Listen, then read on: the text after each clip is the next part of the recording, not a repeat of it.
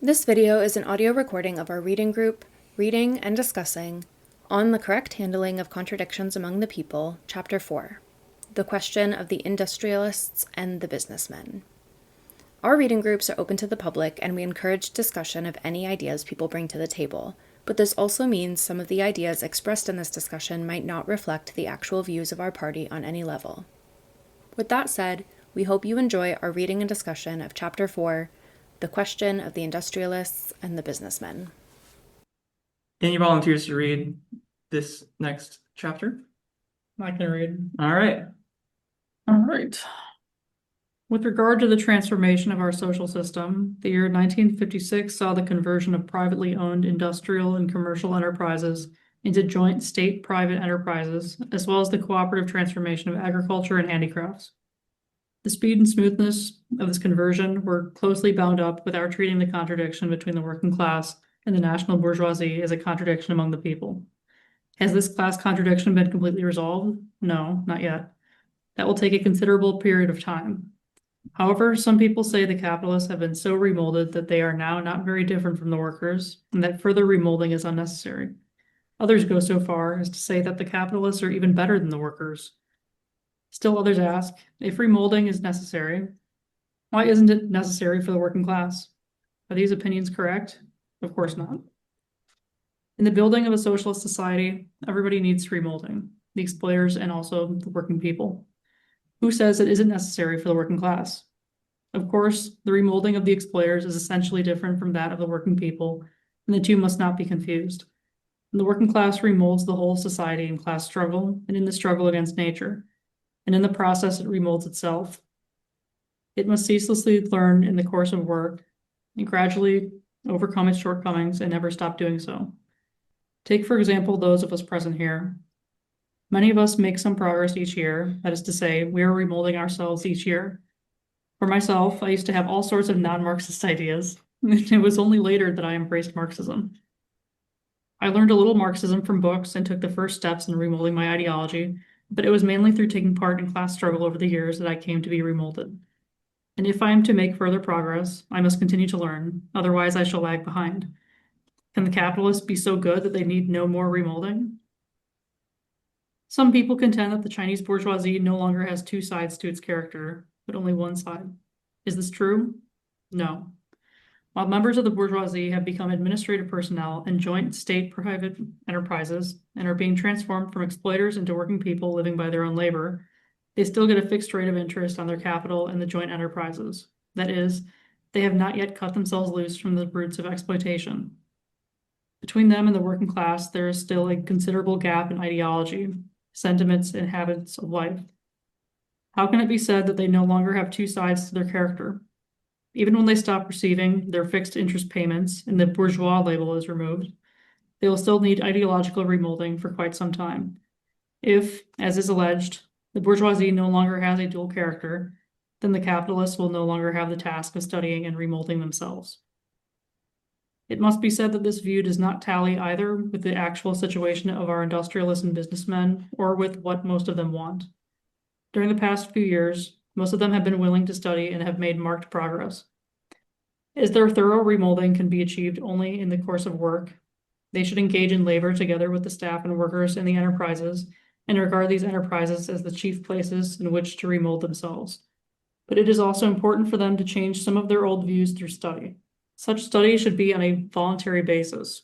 When they return to the enterprises after being in study groups for some weeks, many industrialists and businessmen find that they have more of a common language with the workers and the representatives of state ownership, and so there are better possibilities for working together. They know from personal experience that it is good for them to keep on studying and remolding themselves. The idea mentioned above that study and remolding are not necessary reflects the views not of the majority of industrialists and businessmen, but of only a small number. Thank you very much. So for the first discussion question, remember the following paragraph from Chapter 1. In our country, the contradiction between the working class and the national bourgeoisie come under the category of contradictions among people. By and large, the class struggle between the two is a class struggle within the ranks of the people, because the Chinese national bourgeoisie has a dual character. In the period of bourgeois democratic revolution, it had both a revolutionary and a conciliationist side to its character. In the period of the socialist revolution, exploitation of the working class for profit constitutes one side of the character of the national bourgeoisie, while its support of the Constitution and its willingness to accept socialist transformation constitute the other. The national bourgeoisie differs from the imperialists, the landlords, and the bureaucrat capitalists. The contradiction between the national bourgeoisie and the working class is one between exploiter and exploited, and is by nature antagonistic. But in the concrete conditions of China, this antagonistic contradiction between the two classes, if handled properly, can be transformed into a non-antagonistic one and be resolved by peaceful methods. However, the contradiction between the working class and the national bourgeoisie will change into a contradiction between ourselves and the enemy if we do not handle it properly and do not follow the policy of uniting with, criticizing, and educating the national bourgeoisie, or if the national bourgeoisie does not accept this policy of ours. So what are the preconditions for the interests of the bourgeoisie to align with the construction of socialism? What can disrupt this relationship and turn the contradiction between the working class and the bourgeoisie into a contradiction between ourselves and the enemy? In our case, I think people are still much more susceptible to manipulation through propaganda, and that could distract people from the true puppet masters, the bourgeoisie. Yeah. I mean, I would say a precondition, because in that paragraph, Mao says it had both a revolutionary conciliation assigned to its character in the period of the Socialist Revolution. Exploitation of the working class for profit constitutes one side of the character of the national bourgeoisie, while its support of the Constitution and its willingness to accept socialist transformation constitute the other. Mhm. So the bourgeoisie basically have to agree to play by the new rules. Mhm. And if they do that and they're open to incremental, gradual change, understanding that, like, okay, in 100 years' time or whatever the timeline is, we as a class won't exist, but in exchange, look at all the great things that socialism will bring us and all that. If they can get on board with that, then there's no reason to declare a war on them. Mhm. The only issue is they don't ever do that. At least not as a class. I mean, there are obviously some individual members of the bourgeoisie who do that, Engels, Mhm. but by and large, they don't ever meet that precondition.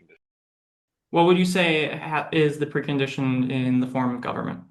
What would I say is a precondition? Some form of Soviet or worker and peasant council government that is more engaging with the masses and less alienating. Mhm. Specifics can be worked out in the moment because that a lot of that's going to depend on what's exactly going on in the area. Mhm. Political democracy needs to be expanded and economic democracy needs to be introduced. I would say those are two prerequisites that non-negotiables. Mhm. And how must they be treated in order for them to be willing to cooperate with the worker state? How must the bourgeoisie be treated? Yes. I mean, it seems like Mao has different standards for the kind of bourgeoisie we're talking about. Yeah. Like he seems to be talking exclusively about working with the national bourgeoisie. Yeah. That's kind of what I'm talking about here, just the national bourgeoisie. Yeah. So how do you win them over? Yeah. I mean, I suppose it's sort of similar to how you handle the workers and peasants. You need to be in communication with them and Mhm. talk to them. Although, of course, with the bourgeoisie, you need a firmer hand, perhaps. Mhm. It would need to be made clear to them that, this is how we're doing things. We can work things out peacefully, but you are not in charge here. Right. What I had for the preconditions here are the current state is the dictatorship of the proletariat, or the People's Democratic Dictatorship, as Mao puts it. Working against the dictatorship of the proletariat can result in the total loss of all their assets or worse. And they are allowed to maintain a portion of their wealth by cooperating in socialist construction and are rewarded with increased integration into society by developing themselves. Does that seem like accurate preconditions? Yeah, I think so. Makes sense. Yeah, I mean, I'd say accurate based on the text. I am highly skeptical that this is at all realistic. And maybe that's me being jaded because I am currently knee deep in talking about how the Mensheviks and the SRs in Russia turned down every single opportunity the Bolsheviks offered them to work together and basically decided to just declare war on them. That's a specific historical circumstance, but given the last 150 years of world history, I'm like, do we really expect the bourgeoisie in any one country to just immediately hop on board? Or even if not immediately, but just like accept that, okay, well, we're no longer going to be in charge and eventually we're going to be socially engineered out of existence. They go fascist first. Yeah, like they always, they either flee or they take up arms. I think a very large counterexample would be China today. I think it also depends on if they're Yeah. national bourgeoisie or like compradors. Full-on imperial core bourgeoisie. Yeah, exactly. Like I think because China, the Chinese example, at least it seems a lot more peaceful Yes. than what I know of like the Soviet example. Yeah. So And that is also like a result of the different ways that the different communist parties treated the bourgeoisie right from the very beginning. yeah, I mean I Like, think that could be part of it. Throughout like the Chinese Civil War, the Chinese allowed people to just maintain their businesses. To be fair, I think it's because you're building like this is like a national Yeah. project that you're building. Yes. Whereas if you're starting out with like an imperializing country, Yeah, that's like true. your bourgeoisie, I think are going to be a lot more antagonistic just by nature. Yeah, that is very true. Like China started out as like a Although like semi-colonized society. the imperialist bourgeoisie aren't exactly, even if they're based in your country, they aren't exactly national bourgeoisie anymore. Yeah, exactly. Like Yeah. I was thinking about this in our situation with the United States. Like Mhm. I don't know if you can say that they're real national bourgeoisie in the United States. Maybe like small, like petty bourgeoisie, but Yeah. like I don't the our national bourgeoisie are I think very small. Yeah. I kind of doubt their existence Yeah. to an extent. And I mean, we talked about it a little bit. Obviously, the bourgeoisie refusing to cooperate can obviously disrupt this. But also, if the bourgeoisie are allowed to get away with corruption, it can also disrupt this in the opposite direction, in that it will result in the bourgeoisie just taking over. Also, if the bourgeoisie are not offered anything in return for cooperating with socialist construction, they won't agree to it in the first place. Yeah, to be honest, it seems easier in Yeah. yeah, for a colonized definitely. country like this. You pointed out China being maybe the biggest example of this working. And again, I am very embarrassingly uneducated on China in the 1950s and 60s. I think if you go back to one of the preconditions, the current state is the DOTP, and they have to accept that. And I think where you get the violence and the bourgeoisie rejecting cooperation is if they think that they can still win. The bourgeoisie has calculated that, oh, we still have a shot at not even playing by these rules and changing the game back to the way we were playing it, then I think that's when they do that. And again, I don't know if that's what happened in China in the 50s and 60s. But I think you're right. I think it is interesting that, in China, okay, so they had the DOTP and it was established for 30 or 40 years. I just think it's interesting that China was able to kind of reach that piece of equilibrium. Why and in what conditions might we want the bourgeoisie to cooperate in socialist construction rather than just have the dictatorship of the proletariat directly appropriate the means of production? I mean, it depends on if you have means of production to begin with. It's just the matter of developing the means of productive forces. You still might need the means to develop more means. So it feels comparatively easier in the Chinese example. Mm-hmm. since they were still developing. Right. That is the final point that I have on here. Maintaining the bourgeoisie in the period of industrial development is beneficial to allow the Communist Party to more easily maintain its touch with the masses and not have to be directly involved in the process of extracting surplus labor value needed for development, reducing the likelihood for the party to degenerate into an exploiter class of out-of-touch bureaucrats while also allowing for more surplus labor value to be extracted. I have two other reasons why we might want to do this. Ideas? I'm sorry, I can only think of Kautsky right now and pure democracy. That's not the right answer. Kautsky loved bureaucracy. That's pure democracy right there. Yeah.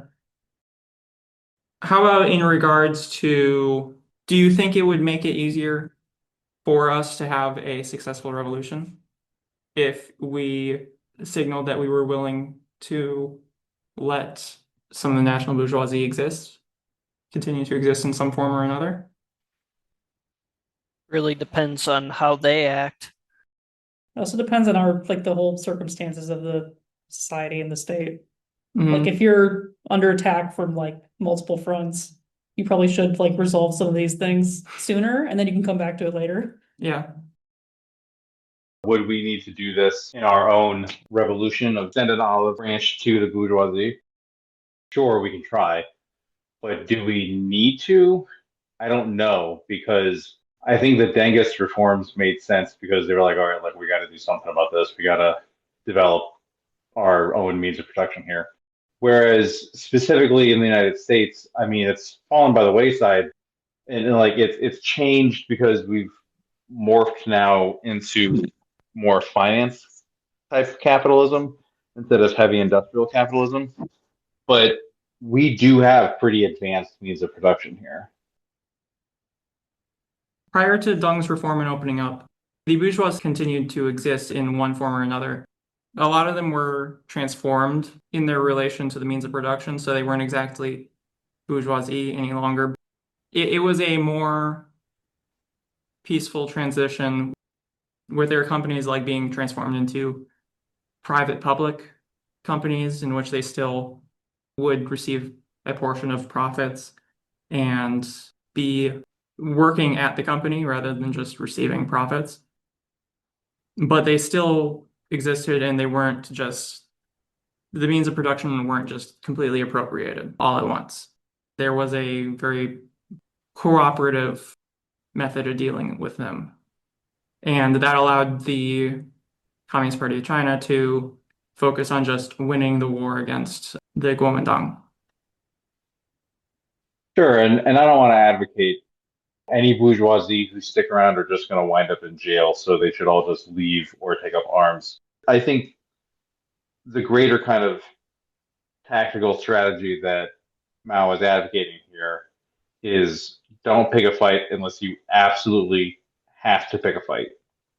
And obviously there's a lot of wisdom in that, and there are a lot of examples of hey, now that I've kind of got you pinned to the ground here, before I really humiliate you, are you willing to just shake hands and let bygones be bygones, and we can, from a position of strength, you are negotiating with someone in order to reintegrate them back into whatever is going on. I might be losing the plot here, but I just, for the life of me, I cannot imagine the American bourgeoisie doing anything other than just rushing to set off the nukes, because if they can't have it, they're not going to let anyone else have it. Yeah. I would say, while we shouldn't count on it, we also shouldn't throw away any chance of that happening. Also, considering we're just nowhere near a sort of revolutionary period.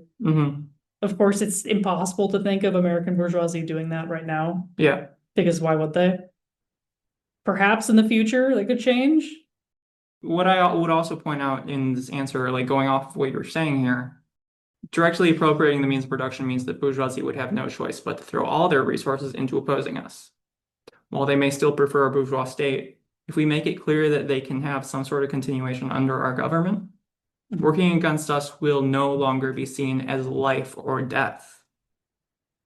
They will therefore be far more hesitant to throw resources into attacking us when it isn't profitable to them.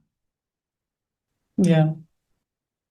So while they will almost certainly join the fight against us, when they start to think, oh, maybe we can't really win this if we don't have that like olive branch extended for them to grab, then they will just continue fighting us to till their last breath. But if they think that they have a chance for some sort of continuation in some form, then it won't be a life or death thing for them. It's just that our bourgeoisie are imperialists, so Yes. it's a lot easier for them to just escape and Yes. then come back later. Yes. This is absolutely true. And the biggest of the imperialist bourgeoisie are not who we're talking about here. Yeah, For them, rather than life or death, they could just go somewhere else. right. To be fair, like that's what's happened with Vietnam and Cuba and even Venezuela, even though they're not like technically socialist. Like the bourgeoisie, we are where they go. So, and yes, like some of them stay behind, and some of them are like, okay, fine, we'll play by the new rules. But a lot of them just choose to leave. I mean, I think what I was saying before about if the bourgeoisie thinks that they can still win, if they think that there's a chance that they can turn things back to the way they were before and defeat or overthrow proletarian state, they almost certainly will opt to do that. But if you have obtained, like China did by the 80s and 90s, if you've kind of cemented the bourgeois or the proletariat state as not going anywhere, and so now you're negotiating from a position of strength, and that's probably why that worked. Again, during the Civil War, within the red areas, the bourgeoisie still existed. It was profitable for them to do business in the red areas. I mean, obviously, in that situation, you're fighting a civil war. Yeah. You don't want to be like unnecessarily picking fights with your bourgeoisie. Exactly. Exactly. With kind of bigger fish to fry. And because they maintained that relationship with their national bourgeoisie that was existing in their areas, because like their resources are where they're at. Like it takes resources to move your shit somewhere else. Like when your business is in a specific spot, if you can continue your business and continue to make profits where you're at, for the national bourgeoisie, they will. But then, and I'm asking this honestly, I'm not trying to troll. Who who was fighting for the Kuomintang if it wasn't the national bourgeoisie? I mean, they had a lot of conscription. The national bourgeoisie did support the Kuomintang, or in a large part, but it was actually primarily bureaucrat capitalists and the landlords. There was also Maybe a healthy dose of foreign imperialist interest. yes. I guess in a sense, the national bourgeoisie in China at the time would have been kind of a progressive force Yeah. in comparison to the landlords and the bureaucrat capitalists. Yeah. And again, like as I said, they will still likely side against us, but they're the bourgeoisie. They will go where it's profitable. If we allow them to make profits with us and make it unprofitable to be against us, they'll go where it's profitable. And a bonus to that is that maintaining continuity in enterprises means we will not lose any infrastructure in the transfer of power from the bourgeoisie to the workers. And then again, maintaining the bourgeoisie in the period of industrial development. And while we have had industrial development here, it has gone away a bit, and we could use a little bit of development still. Industrial development specifically, since the economy of the United States is almost entirely just made up. It's just numbers moving around. The extent to which that statement is true is really shocking to stop thinking about it. We don't need to go down that rabbit hole, but it's just like, yeah, man. It's just numbers moving around on a spreadsheet. Maintaining the bourgeoisie in the period of industrial development is beneficial to allowing the Communist Party to more easily maintain its touch with the masses and not have to be directly involved in the process of extracting the large amounts of surplus labor value needed for development, reducing the likelihood for the party to degenerate into an exploiter class of out-of-touch bureaucrats, as kind of did happen in a lot of Eastern Bloc countries towards the end, while also allowing for far more surplus labor value to be extracted. Any final thoughts or comments on this discussion question? I have none. Just that the Chinese example is obviously it was very difficult, but still way smoother sailing than what we would have. Oh, yeah, for sure. For sure. All right. Final thoughts on this section. I like it. It's interesting.